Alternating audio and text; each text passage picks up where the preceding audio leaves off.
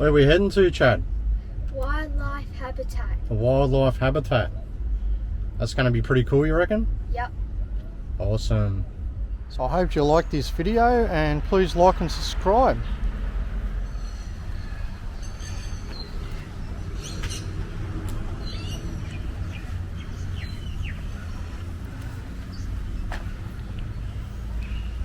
Couple of the tours they have around the area, fishing charter ones.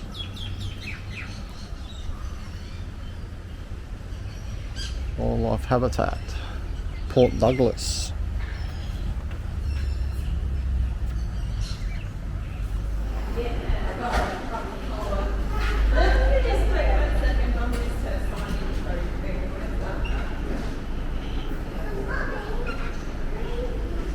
Awesome shirts, ties, kids ones.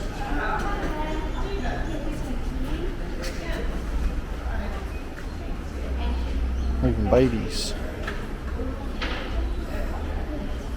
It's pretty cool.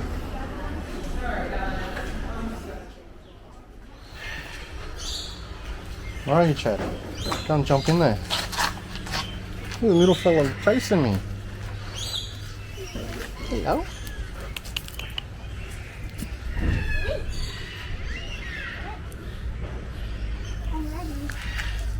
Oh, Chad.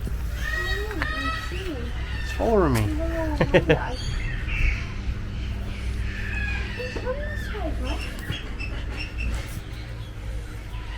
You might want some food. You got some food? Give him some food, Chad. No, you're not supposed to feed these ones. Alright, Chad.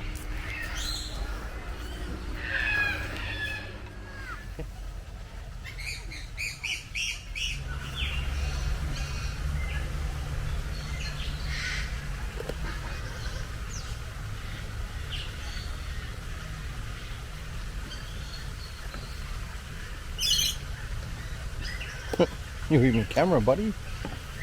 They're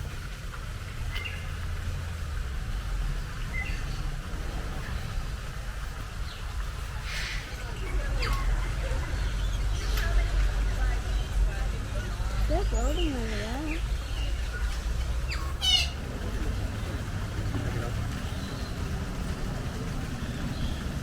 It's not gonna eat yours, Chad. Yeah. The last one. Put it back. Yeah, he's looking again.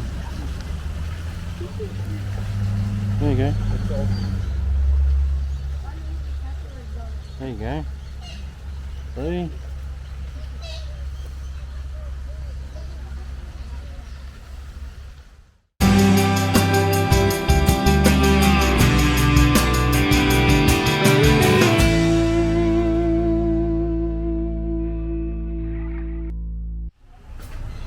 Check this big fella out.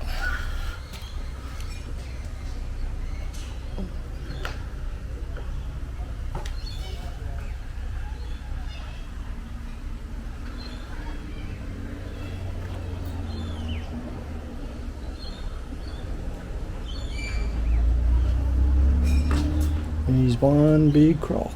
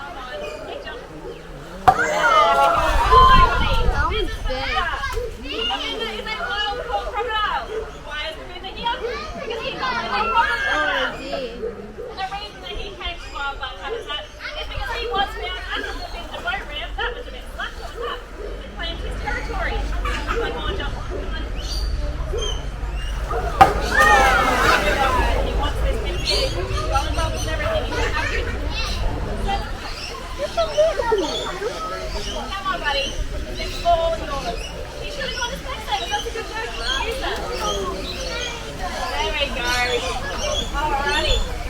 So, Bobby,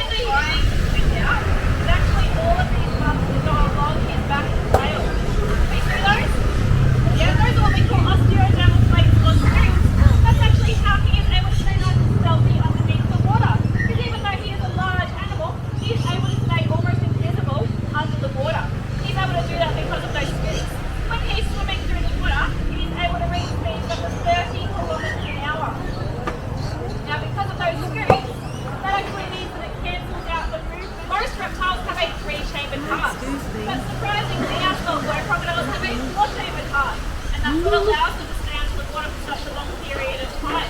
Because they actually shut down two valves of their heart, they shut down parts of their body such as their non-vital organs, and they only send oxygenated blood to the vital organs, basically meaning that they're slowing their heart rate down. So a resting heart rate of a crocodile is around 40 beats per minute.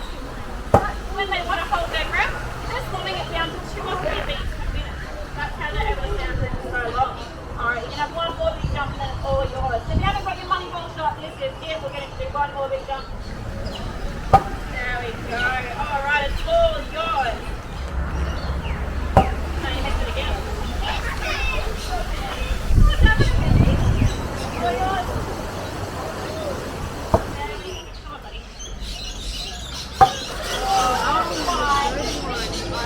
Then you would be showing in the wild. There's the big boy. I don't know if you can see that too clear, but he's a big fella.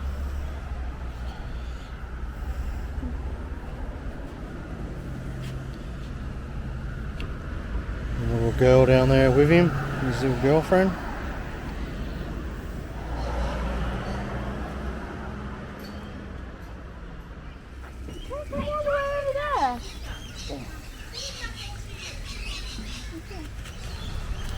Nope. I think that was duck.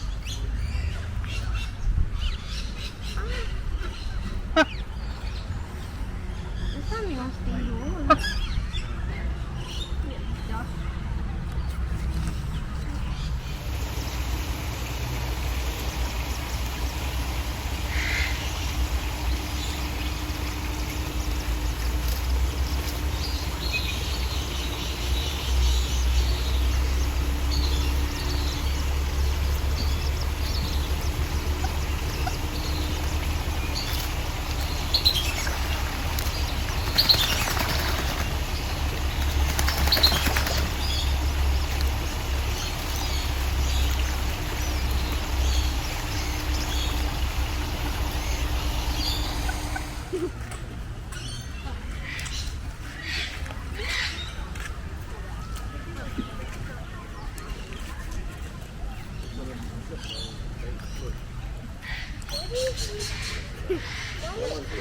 So I'm having a drink, eh? How cool's that? Huh? Pretty cool, eh? Yeah. Beautiful birdie. Just scooping the water up. Yeah, they do that with the beach. Because they go, you can't like drink it like a human.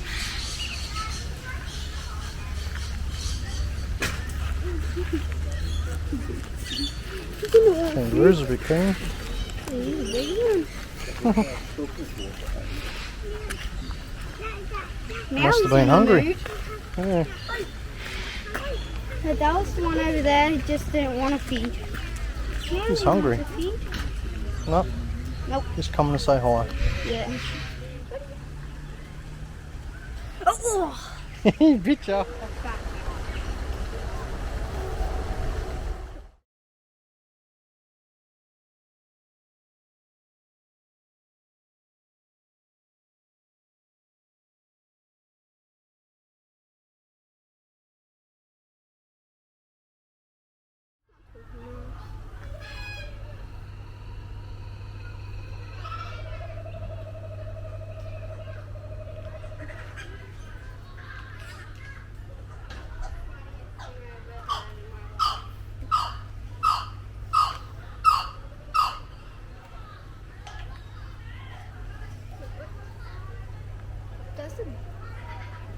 That's the silliest crocodile in the world.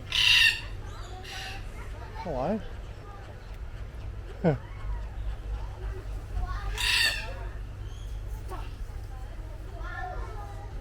Pretty close there, mate. Hey, pretty close there. Jabby.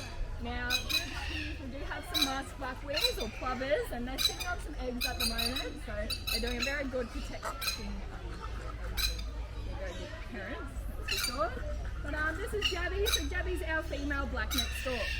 In the past, it's like referred to as jabberoos, which you may better know them as. But jabberoos are actually a species of stork found in Central and Southern America. fair bit bigger than these guys, different coloration. So being unrelated to the Jabiru, they were given the name black-necked stork, which I think is a bit of an understatement, looking at all those beautiful iridescent colours, starting with those purples at the top of their head, right down to those blue and green tail feathers. So Jabby here, she's a girl, we can tell that by her beautiful yellow eyes. So when they reach maturity at about 3 years of age, they'll get full coloration in their feathers, and the females will get that beautiful yellow eye coloration. Boys, on the other hand, they've got dark brown coloured eyes, almost black, and that's the same as when they're juvenile, so the boys' eye colour don't change. Jabby here, she's in her birdie 30, so she celebrated her 30th birthday just a few months ago. So at this age, she is quite an old stork. So in the wild, 30-35 years is their average lifespan. In captivity, they hovered over 45 years, almost 50. So hopefully in no time we'll be celebrating her 50th birthday and make another big fish cake for her, I reckon. So Jabby here at this age also, she is unfortunately a widow. So they are monogamous, they do mate for life, and it can take several years of them bonding and flirting with each other before they actually decide to pair up and stick together forever. So her partner, his name was James. We unfortunately lost him about 3 years ago from old age, but we borrowed him well over 20 years ago from Australia Zoo. You're right, they won't come swooping at us, probably just the other birds. So James, he arrived here 20 years ago and he did a courtship dance with Jabby. So basically 3 to 5 minutes of him just showing up for her. They've got an over 2 metre wingspan, so he'd stretch all his wings out, flutter his feathers around. So after about 4 years of James doing those courtship dances, they finally become like official bonded pair. So it did take 4 years of him continually trying to win her affection before they decided to pair up, and then they decided to start looking for the perfect nesting site.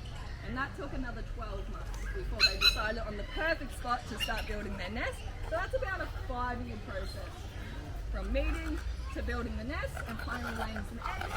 And because of this, Jabby and James are actually one of the world's first successful breeding pairs. That was our day at the wildlife habitat.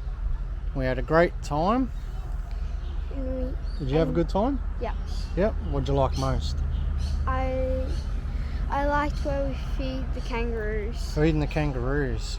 Yes. So we can feed the kangaroos. We've seen the croc feeding. We've seen the cassowary being fed. We even got to feed the cassowary. That was pretty cool, eh? Yeah. So I hope you've enjoyed our day out at the wildlife habitat. Please Like and subscribe. like and subscribe. Fantastic.